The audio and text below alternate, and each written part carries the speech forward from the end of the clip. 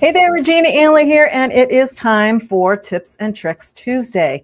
This week, we're talking about AI research. Now, you may have gone out to maybe ChatGPT and did some research, asked it a question. Maybe you're going on vacation. Maybe, holiday weekend coming up and you're doing some planning and you needed to do some research. Or maybe you're writing a new lead magnet for your audience and you wanted to do some research and add some statistics or something to it. How did you do that? Do you remember in the past? Now, I remember in the way past when we didn't have the internet, we didn't have any of this stuff. It was, library, encyclopedias, that kind of thing, newspaper clippings. Do you remember microfiche? I remember sorting through microfiche page after page after page. That's how we used to do research.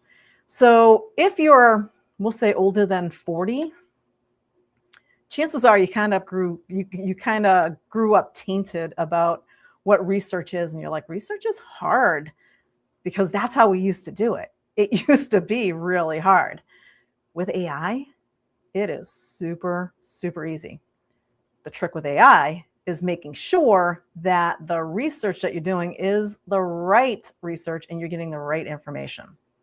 So today I want to give you 3 tips for doing your research on AI. And if you come back on Thursday for the AI Spotlight, I'm actually going to jump into Perplexity, which is, as far as I'm concerned, the #1 AI research tool out there.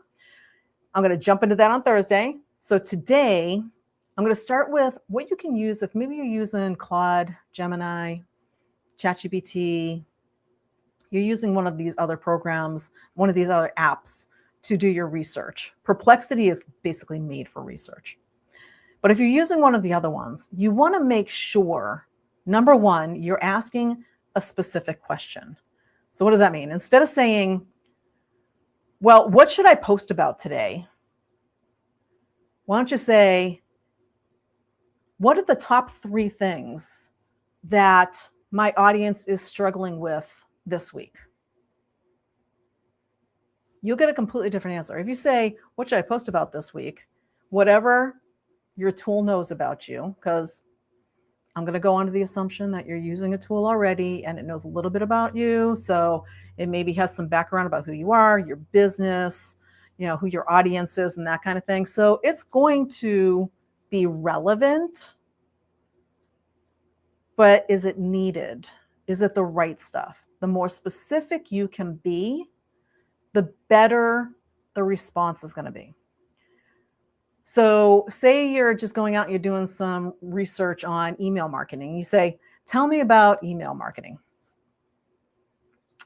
Trust me, you're going to get a laundry list. Email marketing is this. Here's where it started. Is be specific.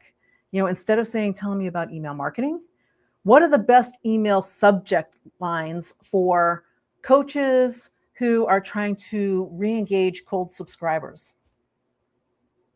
That's very specific. So when you think about what you're putting into your prompts, garbage in, garbage out, say it all the time, be specific about what you want. So that's #1, be specific. Second, and my most favorite, because this is where I have the most fun when I'm doing research, is don't stop at the first answer. It's going to spit something out at you. It's going to give you some info. And you're going to wow, that sounds good. And it may be generic. It may not be generic. But here's the thing.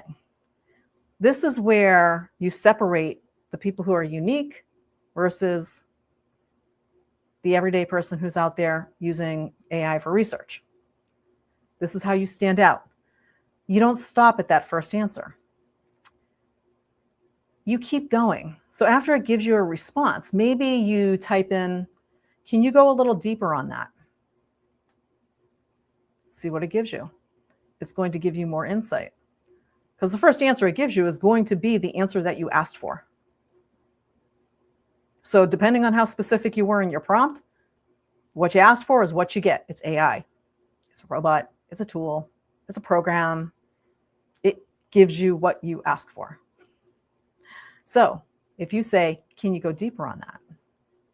Or maybe, what am I not thinking about here? So maybe you're doing some research for a pain point or a problem that your client has. You know what? Our brains, we think about stuff, and sometimes it doesn't always pop into your head right away. Sometimes you don't think about stuff. Sometimes you don't think to think about other stuff, if that makes sense. So what am I not thinking about here is a great follow-up question, because it'll come back and say, well, you could consider this angle, consider that angle, you can consider this, you can consider that. This is where you start getting the real gold in your research. Now, another way you can do that is you can say, give me an example, a real world example of how this works. So depending on what you put in, right? That's going to give you even deeper information. Now, my favorite one is, what's the other side of this topic? Or play devil's advocate for me here. I'll just say, play devil's advocate for me here, hit go, and it knows. And it starts giving me the entire 180 thought of whatever it is that I'm asking it. And believe me, there's a lot of gold in there, because it may be exactly what your client's thinking about, that you're looking to reach them on, but you're not using their words. And now this gives you their words so that now you can reach them better. So you see, each of those follow-up questions, it basically opens up more information. So AI gives you even more information so that it's clearer and more likely correct, because tip number 3 is always verify before you use it. Because here's the thing. AI learns from what people put into it. It learns from what it finds out on the internet, what it finds out in, we'll just call it for general purposes, the cloud.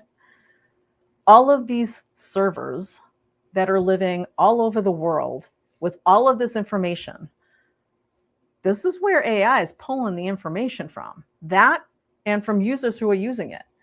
So everything that's on the internet is not necessarily correct.